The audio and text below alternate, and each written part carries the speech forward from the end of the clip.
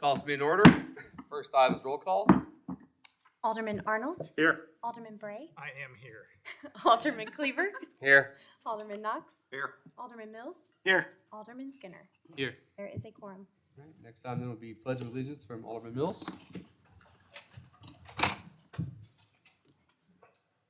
Pledge allegiance to the flag of the United States of America and to the republic for which it stands, one nation, under God, indivisible, with liberty and justice for all.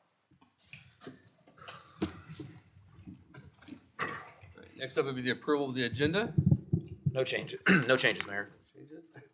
Move on to public comment then. We ask the citizens who wish to address the board come forward to the microphone and podium. Please make sure you give your name and address for the record and that you've signed in for the record as well. Do I have anyone who wishes to address the board this evening?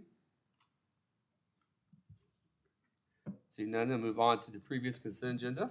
Mr. Mayor, I move that we approve the previous consent agenda. Motion by Alderman Skinner to approve the previous consent agenda. Do I have a second? Second. Any discussion? All right, seeing none, all in favor, please say aye. Aye. All opposed, nay. Next up then will be previous business regarding ordinance 2447, section 215.370, peace disturbance A1A. So this was, I asked that this be brought back tonight for discussion because I wanted some clarification on some items. This was the one that we discussed at the last meeting and passed at the last meeting. I know there was some confusion, but we wanted to get some more clarification out there, kind of along with I wanted staff to be able to define what we view construction as. I know that's in there, and so forth. I think our intent and what we were going for, I think, is still valid. I know that I think there's a lot of distrust in government a lot of trust in government right now, particularly in our area of what things have happened with Jackson County. So we want to make sure that, everyone is on the same page. So I think Mark and Chief, I think you both have a few things you want to say, maybe to help. Yeah, so I so guess starting at the beginning of it, essentially what the ordinance did was put into ordinance what we've done in practice, which is looked at permitted work. So this isn't things like, cutting your grass, doing normal property maintenance type things, or replacing a picket type thing. It's if you're doing something and you've got a permit, so permitted construction, then those were the hours. So that was the attempt after a few board meetings ago when we had the issue of a commercial building going up next to residential, started looking at the actual hour requirements, and although it was a policy, it wasn't an actual ordinance. So that's where we're at. Since the last meeting when this did pass, we have updated our building permits. So in a couple different spots, you will see it is highlighted on there and is clear. And on there we talk about permitted work. Also since then, talked with both Chief Turner and Captain Christensen about the law enforcement side of it and whether there were any concerns on their end. And Chief can obviously speak up, but there weren't any concerns on being able to do that. It was just looked at as something that they would do on a normal basis, regardless of whether this ordinance was in there, that tries to give some clarity. If you're a neighbor to a property and something's going on there that you're not happy with, you're going to call the police one way or the other. This just kind of gave a little bit more structure on what we're trying to do versus just a general peace disturbance. So I don't know if that get covered, I think, most of what we talked about, but if not, feel free to jump in. I do have a question on, so if someone calls for a peace disturbance, do they have to, if I call my neighbor who's doing something, I'm going to file a peace disturbance, do I have to sign that then? And usually you have to sign and show up to court, right? Yes, so Mayor, members of the board, that's correct. If we would need a complainant that is willing to participate with any type of issuance of a summons, And as was alluded to by the city administrators, we're responding to these calls currently regardless of if there's ordinance or not. These generally would end up in, if we did have to ever take action, it would end up in a summons to a company that's doing business outside the permitted hours. So at that point, they would be subject to come before the courts to get a disposition on that charge. Would that summons be written to the person doing the work, the company the person works for, or the general contractor that's running the job? Whoever's on site would be the one that's accountable for that violation. We have worked on the side and we've cleared up some language that requires that permit be on site. So if a defense is that they say, well, we have a permit, well, it's not on site and you're required to have it with you. So just by that state, you're in violation. So we have some safeguards to make sure that the officers aren't stuck in a lurch between, oh, do they have a permit or not have a permit? So they're required to have it on scene. So that would but it would be the company that's getting sanctioned, not the individual running a hammer. It'd be the Well, company. whoever the job foreman is that's running the site's going to get a summons. The foreman, that's kind of where I was headed. Yeah. The named person would be the foreman or Yes. whoever's in charge. Yep. Okay.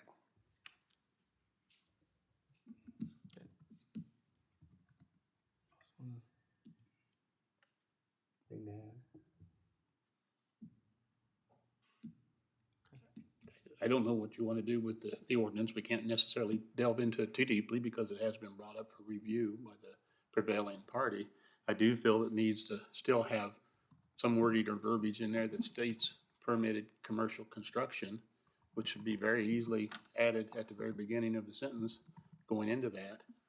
Be a simple fix, and it would clarify the difference between commercial construction and residential construction where people are doing DIY projects at their house. Now, I understand it's not gonna bother people mowing the yards or using their weed eater to blow leaves away or whatever, but, the clarification that this is directed and has been stated is directed toward commercial development, I think is a simple fix, is to add that verbiage in there. And I even had an example here that shows where it could be stuck in. Just my layman's attempt at what that would be. So if they would want to entertain it, would you please pass that down to the mayor? Just adding those 4 words in there, I think would go a long way to clarify this for the citizens and whomever has to deal with it in the future.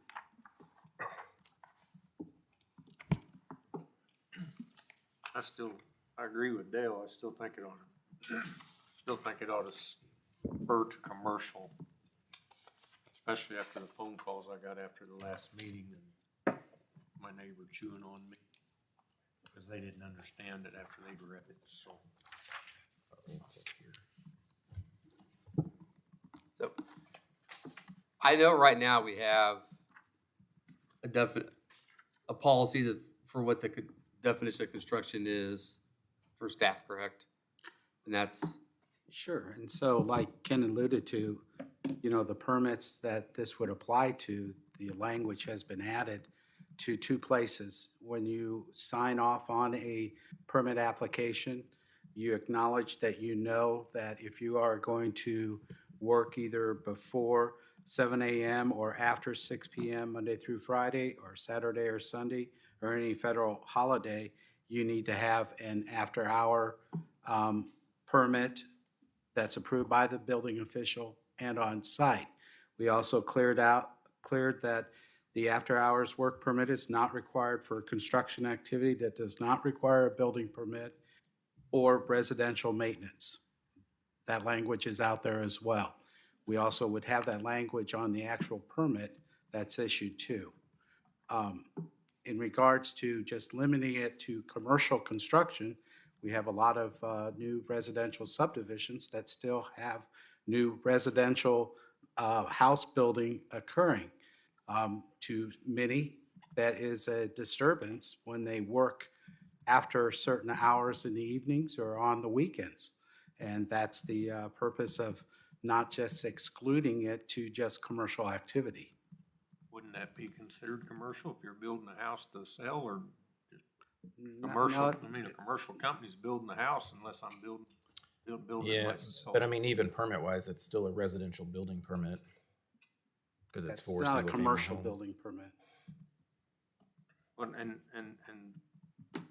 that, I think that's what muddies the water right there is people don't understand it's not a commercial, cause I would've thought that's commercial and with the way it's written, like I say, I bet I got 20 phone calls on this and my neighbor chewing on the fact that, what, I can't put my driveway in? No, it's for permits, it's for, doesn't say that. So, that's my thing, is I got at least 20 phone calls. You only got them phone calls because the poison put out there on Facebook. I didn't have one resident call. That may So be. we weren't misled, misguided. I mean, we're pretty well intelligent up here. I think we all, 2 weeks ago, crystal clear knew what this was saying. I would disagree, and I would take offense to saying it was misleading, because I copied and pasted the exact ordinance for the people to read for themselves, and those that read it for themselves definitely had concerns how this was going to affect them. So I can see there's probably no change in the minds of the majority that put this in, and it'll be up to them to bear the brunt of it whenever the public does have an issue with it, so I guess we can move on. Quick question, Mark, Chief, 50 years from now, you guys are retired, okay? This is still in our ordinance. New chief's in charge, and the officers are called out on a Saturday to a job site because the neighbor's mad of this noise, okay? Without your knowledge, this not applying to stuff that is not permitted work, is there somewhere in our ordinance that tells them that this only applies to permitted work? Well, it's in the section when you apply for the permit, In our ordinances, that the after-hour work permit, right? well, it's in that, I thought it said permitted. What's that? The peace disturbance? Yeah. It does not say permanent. That's the reason why we're having this conversation. Yeah. And I think that's where the confusion started is, and I actually went through the meeting notes. I didn't have the time to watch the video, but I went through the meeting notes and that was the question I kept asking. And I thought I was clear was that it was in here that this just had permitted work. And as I sit here and I read it, there's nothing about permitted work in here at all. And, I asked myself again, Chief, you're gone. You understand the intent of this. I mean, I think you were involved in writing this ordinance, and I think you understand the intent. And I get the city's standpoint of, as of today, if something happened, the officers have, had to, I assume, read this new ordinance and probably initial it and say, yep, I understand it. And I get that that's the policy today. But 50 years from now, how's it looked at? That's my only concern. I get today nobody's rights are going to be infringed. We understand how this ordinance is supposed to be and the reason for it and how it would be applied. My concern is you guys are gone. We're all gone. When people look back at this and there's nothing about permitted work, that's my concern. And I look at what Dale put here, and this does not fix the issue at all because it says loud noise including permitted new commercial construction, okay? So it says loud noise including, that means that doesn't change anything. We just added the wording permitted new commercial construction.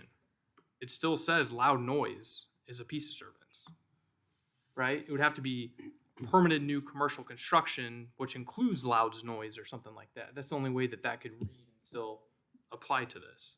So I think there's two things based on me reading this that I think we could do. One is we could add permitted work because I think it should apply to both residential and commercial. So we could either add permitted work to Section A of peace disturbance or somewhere else in our ordinance book, we define what excavation, site grading, site construction work, building construction, we define that is considered permitted work, right? So if 50 years from now we're reading this and there's a question about what is building construction, well, guess what? Building construction by the city of Grand Valley, per this new definition we put in here, is anything that's permitted work. Me, tiling my bathroom or something, or, putting a pathway in beside my house is not permitted work, so it doesn't apply to Section A. Does that make sense? Ken, do we currently have a city ordinance for peace disturbances? There's a general one, There is a yes. general peace disturbance ordinance. So is it follow the same timeframe, 7 a.m. to whatever? No, and that's where it gets a little bit tricky because it's just a generalized, Just if you general. think your piece is being So it disturbed could by. be at noon, Yeah, but if they're disturbing my city, okay. So at 6:45 a.m., I hear loud music playing in my neighborhood. And I call the police department. I say, hey, I want you guys to come check this out. Chief Turner, if your officer shows up and determines that there is indeed loud music playing and that it is disturbing the peace, are you going to write a citation? Probably. If we have a victim that's deemed a victim and they're willing to sign a summons, and they can Okay. go to court and determine if So you're going to write a peace disturbance violation, and possibly. So if your officer gets there and determines that it's just a neighborhood kid playing a stereo too loud, he gets a violation on the general ordinance. That's the charge. He violated this ordinance. I don't know the ordinance number of the general noise disturbance ordinance. If your officer 215-307 is the number. right, but you're going to write the violation. If your officer determines that this is not a local kid playing loud music, but instead a construction worker on a construction site that's permitted playing loud music, you're still going to write a violation, correct?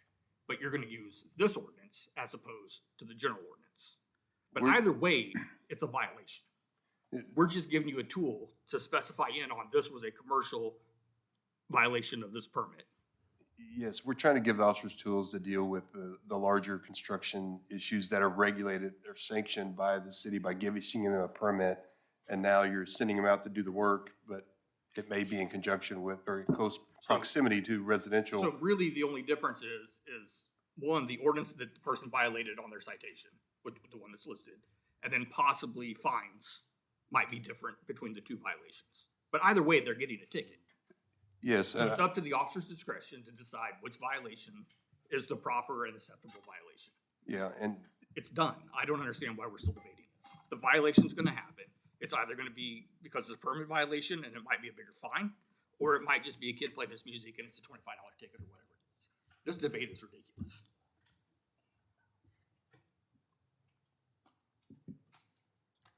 How do we go about, even if it's not in this ordinance, specifically like subsection A, but how would we go about adding a single clarification word, like 2 words, work permitted, right? Like, I mean, is that just a motion yeah, I mean, to so, clarify this? yeah, so the board can direct staff to look into any type of ordinance change and bring it back at a future meeting. Because the way I get what Alderman Bray is saying, I think the only difference between like loud music, let's talk about like a hammer, right? So instead of like loud music, and that makes sense. But I mean, this is saying nobody's doing anything intentionally wrong, right? They're just working. And to them, they're not doing anything wrong. They're not purposely playing like obnoxious music, but they're working until 9 o'clock, 10 o'clock at night. And the people living around there are sick of it. And this gives our officers a tool to walk over and say, hey, like, look, you are now in violation of the law, like stop. Or, But they're in violation anyway. but I mean, is hammering, Yeah, at noon, if it's disturbing my peace and it's deemed that it is disturbing my peace and I am a victim of it, Yeah. then it is a violation. Now, there's a difference between noise before a certain hour and noise after a certain hour, and I think that's where this becomes an issue, you know. and when you The look at a law, racetrack runs till 11 o'clock, and this could fall under that after 7 o'clock or 6 p.m. They're making too much noise, and it could cause a whole nother. Yeah, but that's all covered under the conditional use permit for the racetrack. I understand, but you got conflicting ordinances here. People have generally had the understanding that they could make a little bit of noise up to a certain hour at night, and then after a certain hour, it's quiet time. 6 p.m. is a fairly early time for somebody working on their own property, doing deck repair, replacement, that doesn't require a permit, or even if it does require a permit, they're gonna have to get permission to work after hours, and then there's gonna have to be a clarification for the police officer that goes there as to whether or not they have that permission and somehow documenting that. It throws quite a bit of confusion out there. I for one, honestly don't understand why we even made this deal. This is a knee-jerk reaction to one situation that came up with one piece of construction that could have negative effects on commercial construction in our community in the years to come. There's a lot of big projects are gonna work more hours to get the project done quicker, to save money, because the quicker it gets done, the quicker they get in operation, and they will want to work more hours, so they're going to have to come and get permission to, and I don't know if it's just for the overall one time ask for the entire project to have permission to work extra hours, or do they have to come every week? So are you like encouraging people to violate their work permit? Because I think it's pretty clear that Mark has said that their work permit has these rules already in it.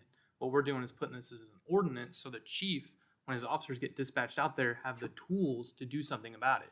Because if we don't give them the tools, they're walking out and there's nothing they can do. They're like, oh, you're in violation of your work permit, but I have no tools to do anything. There's no law. You already have a tool there.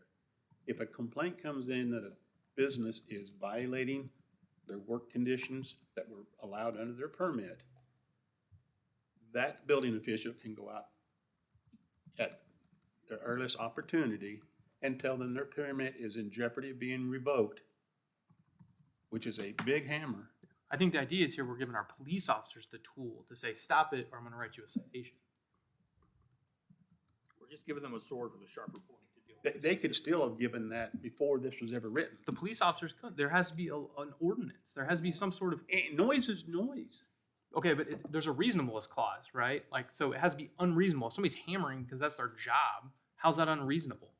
And that's what the officer would determine when he gets there. They have a I pretty think a good blatant judge. officer would look at it and say somebody hammering at noon on Saturday is not unreasonable. Right. But this right here says, unless they have the work permit that says they can work on Saturday, it is unreasonable, and they can actually do something about it. That's why this is here. Mayor, may I just Yeah. support real quick? So I just would be remiss if I didn't acknowledge the fact that officers handle hundreds of these a year. There's a lot of discretion. There's a lot of de-escalation. We generally are not going to be writing this ticket because of the great work that they do when they go and they diffuse the situation. They don't want to write a ticket. It's just tools to their at their disposal if they have to or if they need to, or where they have normally it comes up with repeated calls that they address it, you walk away, and you're back. And then, okay, that didn't work, so we're gonna try another route. So I hear a lot of talk like we're gonna show up and write a ticket. That's one of the last things they do. They're very good at de-escalating, diffusing, and handling those situations. So we understand there's not going to be a perfect response, but there are options available. We understand that would help us do the job from time to time. So in your opinion, the way it's written is accurate and good for you, correct? I understand, based on your experience. what the intent is, and I understand what Alderman Skinner was saying, but I'm comfortable having officers go out and deploy this ordinance in conjunction with the prosecutor's oversight to make sure that we're adhering to those things that are in best interest for the good of the community. And with the addition to the work permit, you're satisfied with that? We go forward. You guys may have no clue, but how many actual complaints do we get regarding? I mean, I know we probably get piece of services, but a lot of them probably don't really revolve around construction, do they? No. So this is just to ensure that, probably more for the court aspect of it, because it gives the judge probably more to lean on if we have this in place, as opposed to just a basic peace disturbance. Yeah, I believe Alderman Skinner described it perfectly as it's one thing to have a policy, it's the other thing to have it in ordinance that can be enforced if it escalates to a situation that cannot be resolved on site. and our building official does not work after hours in the evening or does not work on weekends. And that's why it's in the peace disturbance section. It's a matter of who can enforce which sections. Mark, knowing that work permitted is not in subsection A, does that change anything in your opinion on this? I mean, we didn't see that as an issue, having the words permitted in that section when we were looking at that, since Right. we knew this work would require a permit, and we only issue after-hour permits on work that has been permitted. Sure. I mean, and that's something, if you would feel better being in there, you could make a motion to direct staff to add that part in there. Yeah, I think the simple word of just permitted work. Yeah. So I would make a motion that the verbiage of permitted work is put into subsection A, and I think that would solve this issue. So I got a motion from Alderman Skinner then to have staff look at adding permitted in there, bringing it back to the board then for approval. Second. Second, Alderman Arnold. Any discussion on that motion? Okay, you have everything you need, you think, to do it? Okay. Seeing none, then all in favor of the motion, please say aye. Aye. All opposed, nay. All right, staff will get that together and bring it back to us then. Thank you. Seeing no additional previous business or presentations or resolutions, then we'll move on to ordinances. This is the first reading of Bill number B24-07. This is an ordinance acknowledging the certified results of the general election held in the city of Green Valley, Missouri on April 2nd, 2024. Mayor, move that we accept the first reading of bill number B 24-07 and bring it back for a second reading. Okay, a motion from Alderman Cleaver to approve Bill B24-07 for its first reading, bring it back by title only for its second reading. Do I have a second? Second. Any discussion? All right, seeing none, all in favor, please say aye. Aye. All opposed, nay. This is the second reading of Bill number B24-07. This is an ordinance acknowledging the certified results of the general election held in the city of Green Valley, Missouri on April 2nd, 2024. Mayor, I move that we accept the second reading of bill number B 24-07 and approve it as ordinance number 2448. A motion from Alderman Cleaver to approve Bill B24-07 for its second reading, making ordinance 2448. Do I have a second? Second. Any discussion? This will be a roll call. Alderman Arnold, Yes. Alderman Bray, Yes. Alderman Cleaver, Yes. Alderman Knox, Yes. Alderman Mills, Yes. Alderman Skinner, Yes. 6-0. All right. Next up, proclamation. We have a proclamation for recognition of service as Alderman Ward 1 for Bill Arnold.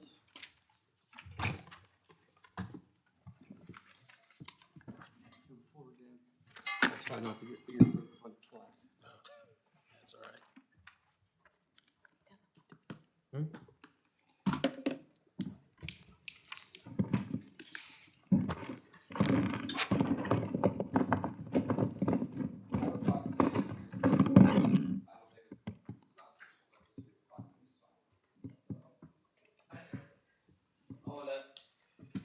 We've done a lot for this community, been involved in a lot of aspects, not just you, but Sheila, the rest of your family. So I want to thank you for the city of Grand Valley, all our residents for everything you guys have done for the city and everything I know you will continue to do. Likewise, thank you for all the work that you do and continue to do, and look forward to working with you and the rest of the board as time in Green Valley continues.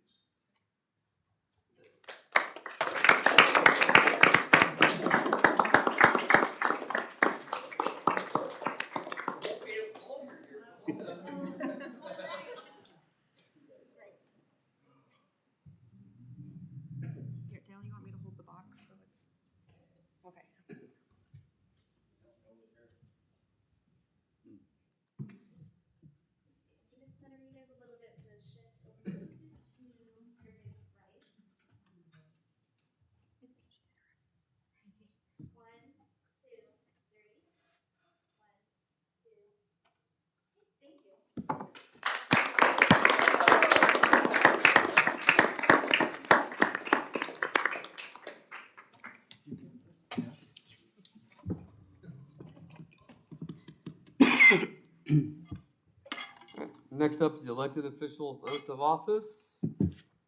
My first? Yes. All right, so first. Oh, yeah. Dang it.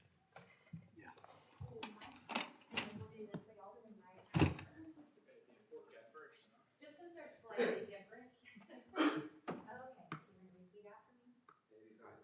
And then you're right again, yes. So I state your name, I, Mike Todd, do solemnly swear or affirm do solemnly swear or affirm that I possess the qualifications that I possess the qualifications prescribed by law prescribed by law for the office of mayor. for the office of mayor. I support I support the constitutions of the United States the Constitution of the United States and the state of and Missouri, the state of Missouri, the provisions of state statutes the provisions of state statute affecting fourth-class cities, affecting fourth-class cities, and the ordinances of the city of Green Valley, Missouri. and the ordinances of the city of Grand Valley, Missouri.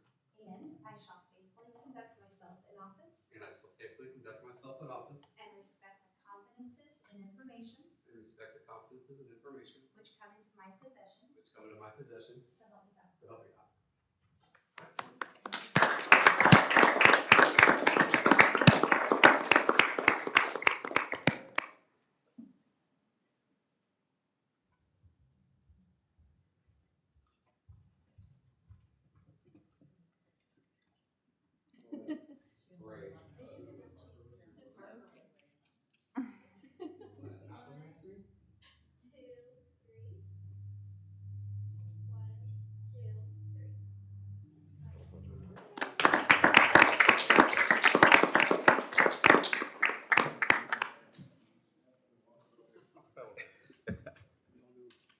And now the other three. Do you want them on this side, someone else got three? No, that's perfect. Is it? Okay. All right. Okay, I'm gonna do the same type of thing, so that I state your names, and then when I say for the office of, you'll say Alderman, Ward, whatever, and it's gonna sound crazy, call crazy, but you got this, okay? So right hands. So I state your name. Do solemnly swear or affirm solemnly swear and affirm that I possess the qualifications that I possess the qualifications prescribed by law prescribed by law for the office of. for the office of Alderman Ward 3. I support the constitutions of the United States I support the Constitution of the United States and the state of Missouri, and the state of Missouri, the provisions of state statutes the provisions of state statutes affecting fourth-class cities, affecting four-class cities, the ordinances of the city of Crane Valley, Missouri, the ordinances of the city of Grand Valley, Missouri, and I shall faithfully conduct myself in office and I shall faithfully conduct myself in office and respect the confidences and information and respect the confidences and information which come into my possession, which come in my possession. so help me God. So help me God.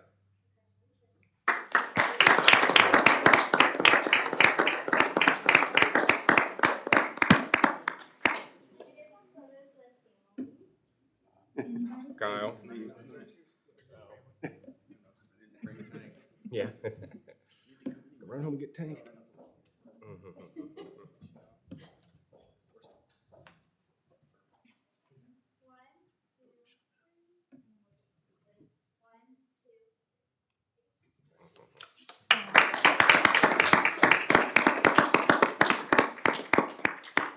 Thank you.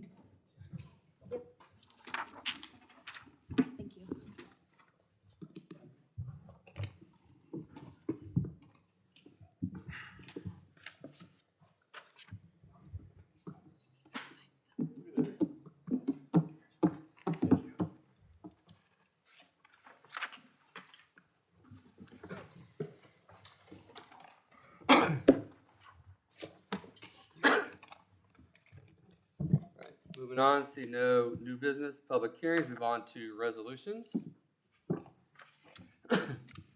First resolution is R 24-29. It's a resolution by the Board of Aldermen of the City of Grand Valley, Missouri, authorizing the city administrator to make payment to Vance Brothers Incorporated for work performed on Argo Road within city limits under the Jackson County 2024 Pavement Maintenance Program. Mr. Mayor, I move that we approve resolution R 24-29. Motion by Alderman Knox to approve resolution R 24-29. Do I have a second? Second. Any discussion? Mayor, members of the board, for this year's maintenance program for Jackson County, they were doing Argo Road and contacted us because there is a section that is in the city limit on if we would just basically extend that and do that roughly half-mile stretch. So this resolution would just allocate the funds to finish that strip. So otherwise, they're going to go basically to the city limits, and then it will be the current stat or current condition of the road. So this would just make it all the same from Independence to Green Valley. Do we have the first half mile west of Dillingham in the city limits? West, yeah. Oh, did not Yeah, realize it's that. the, well, it's been a few things now, but Alstom now is the company. It was GE prior to that. Harmon. Yeah. I didn't realize that was in the city. Yeah, we ran a Sear interceptor up there, didn't we? Or- And something, it was pre-me. Yes. It's been a while. So I don't think you can do those anymore. All right, any discussion then? All right, seeing none, all in favor, please say aye. Aye. All opposed, nay. Next up is resolution R 24-30, a resolution by the Board of Aldermen of the City of Grand Valley authorizing the city administrator to execute an agreement with Elbridge Property Advisors for easement appraisals and acquisition on Front Street project. Mr. Mayor, I move that we approve resolution R 24-30. Motion Alderman Mills to approve resolution R 24-30. Do I have a second? Second. Any discussion? Mayor, members of the board, as you're aware, one of the big projects for this year was the Front Street project. So this is a continuation of the downtown improvements from, clear back in 2008-ish, probably.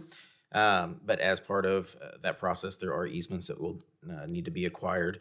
So we did put an RFP out for asking for companies to submit proposals that do that work. So this would be approving the agreement for that company to go out on the city's behalf and negotiate the acquisition of those easements and right-of-way for the project. Additional discussion?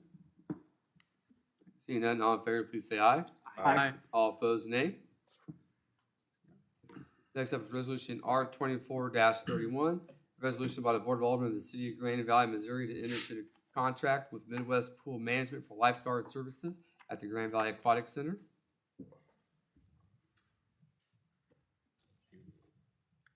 That is me. Sorry about that.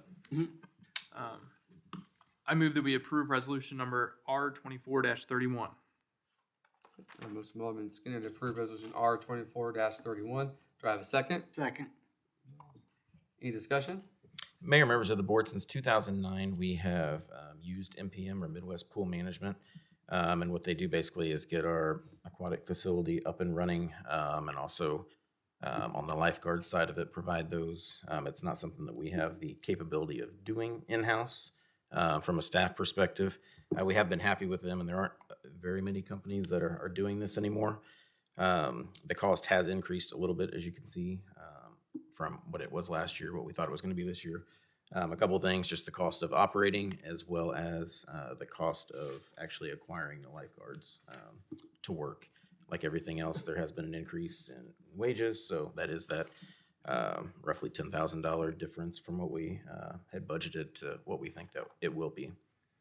And at the end of the contract, there is some, it all depends on how many days were rained out, et cetera, but this is what we're anticipating. Refresh me, Ken, they take care of the pool, also the maintenance on the pool, correct? Mm-hmm. Additional questions or discussion? All right, seeing none, all in favor, please say aye. Aye. All opposed, nay. All right, next up is resolution R 24-32, resolution by the Board of Aldermen of the City of Grand Valley, Missouri, authorizing the city administrator to enter into an agreement with Utility Service Company Incorporated to provide maintenance for city-owned water tanks and tower. Mr. Mayor, I move that we approve resolution R 24-32. A motion by Alderman Parade to accept resolution R 24-32. Do I have a second? Second. Any discussion? Mayor, members of the board, Utility Services is a company that we have done business with since 2006. And essentially, they maintain our water infrastructure, so the storage tanks, the water tower, any of those things that you see that help with the water distribution system. It is very important to have a good company for that, as we do get inspected on a yearly basis and have to pass those inspections. And we have been happy with the work that they do. And the way the agreements work, it's not everything gets done every year, so it's kind of a long-term agreement. So there's a framework of how things happen. Obviously, you're not going to go paint the water tower every year, but you can know and plan and program going forward. So the big things this year would be one of the ground storage tanks will get a washout and inspection. One of them will get an exterior inspection, and the Tire Road water tower will get an inspection as well. Those are kind of the big ticket items, and then there's the usual kind of maintenance side of things that they're responsible for. Any questions or discussion? All right, seeing none, all in favor, please say aye. Aye. All opposed, nay. Next up is Resolution R 24-33. It's a resolution by the Board of Aldermen of the City of Grand Valley authorizing the city administrator to purchase 4 2024 Dodge Durango SUVs for use by the police departments. Mayor, move that we approve resolution number R 24-33. I have a motion by Alderman Cleaver to approve Resolution R 24-33. Do I have a second? Second. Any discussion? Mayor, members of the board, if you remember at budget time, we had talked about the need to purchase a few police vehicles for this year. And if you remember, again, we, here a few months ago, purchased 2 Dodge Durangos. That was the first time in quite some time that we did not purchase the Fords. And if you remember, last year, we just didn't even get any. We just got bumped off the list. To this point, the Dodges have performed well, and they are available. So we are recommending going forward with those for the vehicle purchases for this year. Any discussion, questions? Seeing none, all in favor, please say aye. Aye. All opposed, nay. Next up, Resolution R 24-34. It's a resolution by the Board of Aldermen of the City of Grand Valley authorizing the city administrator to sign an agreement with the Johnson County, Missouri Sheriff's Office for confinement of prisoners at the Johnson County, Missouri Sheriff's Detention Units. Mr. Mayor, I move that we approve resolution R 24-34. Motion by Alderman Knox to approve Resolution R 24-34. Do I have a second? Second. Any discussion? Mayor, members of the board, one of the many things Chief Turner has been looking at is how we go about doing business and who we do business with and the agreements that we have in place. And before you tonight is an agreement that we'd like to go forward with Johnson County for detention services. And if you had any specific questions, Chief Turner would be happy to answer those for you. This is moving away from Ray County. Yes, Ray County is no longer taking prisoners, I've had some issues. many. Yeah. I noticed reading through this that there's the ability for like $20 back and forth to do transports. Is that something new that we'd be able to utilize instead of having to send our officers out to Johnson County? Correct, yes. So it will allow officers to stay here instead of using an hour and a half time of transportation. They're gonna stay on the streets here. So the way that works is that we generally will take them to Blue Springs in case they can bond. If they don't bond, Johnson County Sheriff's Department picks up at Blue Springs. In fact, they've already, with a handshake, have already started taking our prisoners because of the situation in Ray County. So we've been very fortunate to start this process already where they're picking up our prisoners. So It's great. Any questions or discussion? All right. Seeing none, all in favor, please say aye. Aye. All opposed, nay. That's it for resolutions. Seeing no ordinances. Next item would be city attorney's reports. Nothing tonight, Mayor. Next item would be city administrator and staff reports. We'll start with Chief Turner. well, the day has finally arrived. So Not May quite. 8th What's that? I said not quite. It's really close. It's close enough we can see it. So May 8th at 4 p.m., we'll have a ribbon cutting at the new police department. Many hours, years of work by my predecessors and those on the board and those in the community to bring forth opportunity to the state-of-the-art police department. So we're very thankful and fortunate for the opportunity and look forward to that day when we can move in. And we're looking at moving in, it'd be the 9th, the day after ribbon cutting. Mr. Davies. Mayor and board, just a follow-up. We had our grand opening ribbon cutting of our all-inclusive playground, Kiki's Playground, this past Saturday morning. We appreciate those that were able to come in attendance. And really, the park board and city staff wants to give a big thank you to all of you as well for supporting this project, this endeavor. This is huge for our community. So thank you. And just kind of piggybacking on that, just wanted to thank staff. I know this has been a big project for Shannon and the park board for a long time. It looks great, and even the event itself was put together very well, and probably the largest turnout for a ribbon cutting in Grain Valley. So congratulations to you guys on that, and thank you. And then just wanted to welcome Alderman Soul to the board. Yep, thank you. I've got a lot of good things going and a lot of work left to do, so looking forward to the next year. And that is it for staff comments. Next up, then, Board of Aldermen reports and comments. I usually always start on that side, but I don't want to put Alderman Saul on the spot. So I think for this year, we'll start on this side. We okay on that?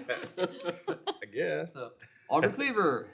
Just wanted to say welcome, Alderman Saul. Look forward to working with you, and congratulations to the others that won, re-election. So congratulations, and look forward to working with everybody. Alderman Knox. I have nothing.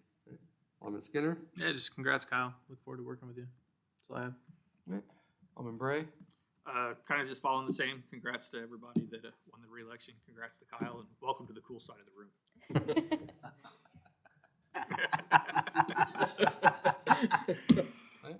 Alderman Mills. Another follicle challenged person up here. I like it. Welcome. Yeah, all right. Not to call me out or anything. Yeah. All right, Alderman Soul. I just want to say thank you for all the nice things you guys said, and look forward to having a smooth transition. All right, next up, mayor's reports. I'll echo what everyone says. Congratulations, everybody. And congratulations, Alderman Soul. And now I got something that's not so great, maybe. I don't know. All right, so let's try to explain this. So we were approached by Blue Springs, and so Alderman Mills, myself, Teresa, and Ken met with a couple of elected officials from Blue Springs and their city administrator. Oh, it was in the paper. Oh, it was in their paper first. Am I saying the paper? They are pursuing a interchange at Tire Road. The thing is, most of the Tire Roads in Grand Valley, not Blue Springs. I don't know if they have any of it, do they? No. So they came to us regarding this interchange because they wanted to relieve truck traffic off of Adams Dairy. So we met with them, told them our concerns, because our concerns were, most of you are familiar with Tire Road is, so it'd be east of where the Brass Armadillo is. Basically, we have houses that are on Tire Road. So our concern, of course, was, well, if you put an interchange there, you're going to be condemning houses and moving people out of their homes. They told us they didn't think that any of those homes would have to be taken out to put an interchange in.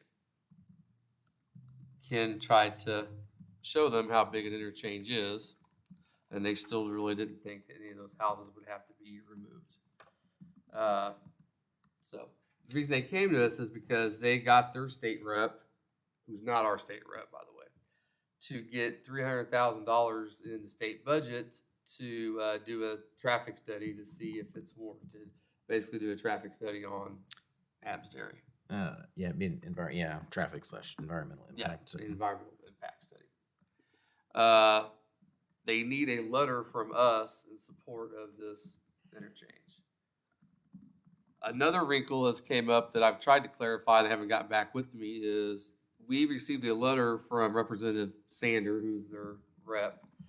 And on this, it is saying that this is a cost share thing.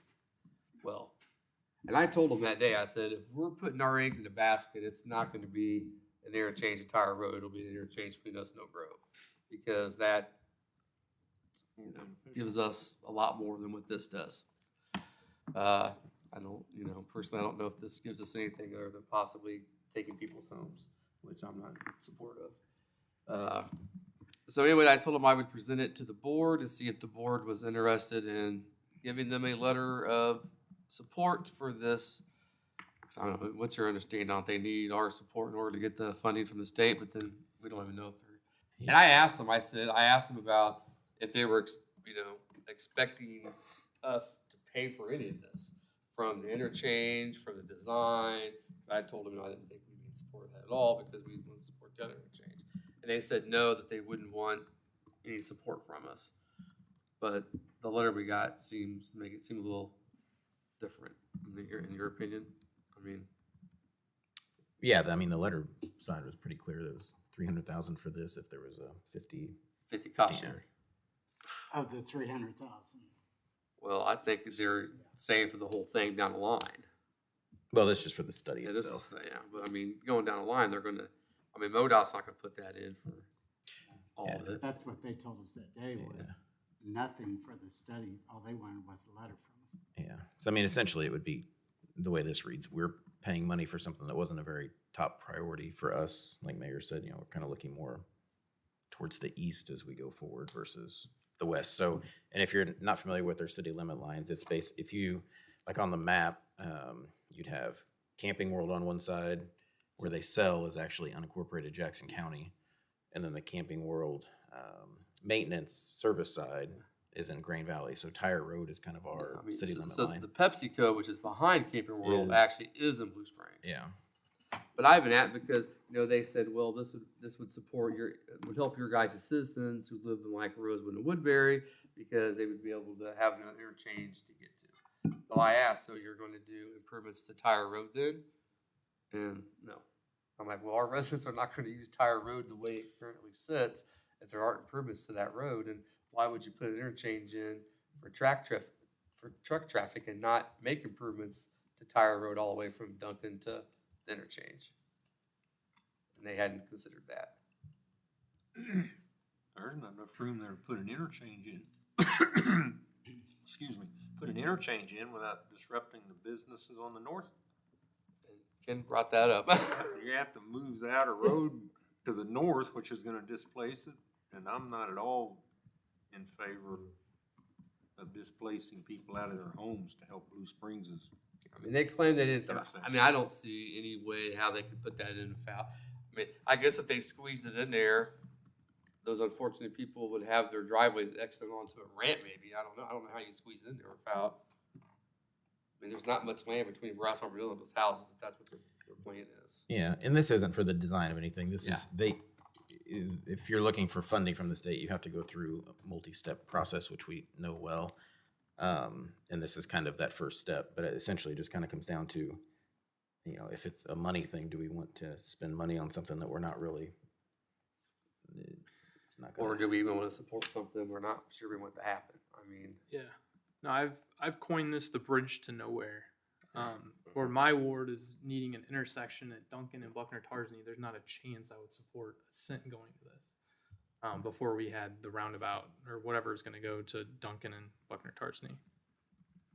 Unless they want to pay for it. Then maybe we can have that conversation. So Blue Springs wants to pay for the Duncan and Buckner Tarsney new intersection. We might look at yeah, that's my whole. I mean, say they, you know, they get their probably MoDOT only has X number of funds, and I don't want to seem like, hey, if we support this when we have other projects we would like MoDOT funding on. I would much rather see an interchange at the Foltz Tire. Yeah. Because there we have acreage that's open, all owned by one developer that you're not displacing anybody or. What is our state rep said about this? He didn't know anything about it when I contacted him. He was surprised that they squeezed it in, that rep was squeezing it in the budget. Do you think our state rep could, there's some political stuff there that as to why that I think the rep is trying to do it. there's no chance our state rep can't find us $300,000 for the roundabout up here. I talked to him about it. I called him about this to see what he knew about this when they contacted Yeah, I can't me. get mad at their state rep for finding the money. I mean, he's doing his job for him, right? Be nice if we could get our intersection fixed up here. I seem to remember some discussion around this whenever we did our master plan. Yeah, they've, And there was some concern on the fact that there would be 3 interchanges so close to each other that MoDOT would not even allow us to put an interchange there. We could do the flyover bridge, but no interchange. Has that changed with MoDOT? Yeah, I mean, they're not even to yeah, MoDOT's not really doing a whole lot with this. This is just paying for the survey or the study to get that pushing. But yes, there are they distance said requirements MoDOT would talk on to them those. until they had the studies done, because they've been trying to talk to MoDOT about But it. yeah, you're not wrong on the distance requirements. There are specs It's for been- all of that. It's been talked about in some form or another for a while. So they basically need our approval in a They letter. want us to write a letter Get to, them the funding to do the study. yeah, they want us to write a letter in support of them getting their funding For to something do the that, study. for something that does us no good and displaces our people. Seems like it'd be a waste of money. It doesn't even get us around the railroad tracks. That 300. Oh, I brought that up too. Yeah, we brought that up too. 'Cause we said if we're building a new one, we want to make sure we get over the tracks, and that one doesn't. So I mean, we no longer entertain this motion. There's no way they can eminent domain our property, right? Like, Well, is I that, think they can't, I mean, They don't own it. can you eminent domain property outside your own city limits? I think if MoDOT were involved and the state were involved, that might occur, but I don't believe that a different city can eminent domain property outside of its own jurisdiction. But MoDOT could. Possibly, the state could possibly get involved.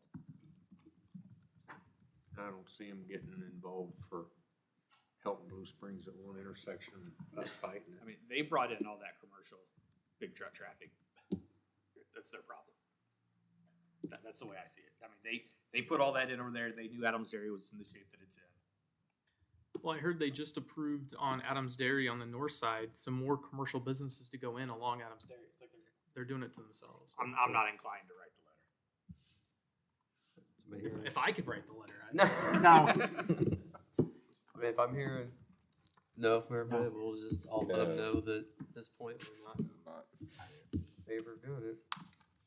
It's a dead end. Alright, that's all I have. We didn't have any for the executive, did we? Alright, so unless someone has something else, we'll adjourn.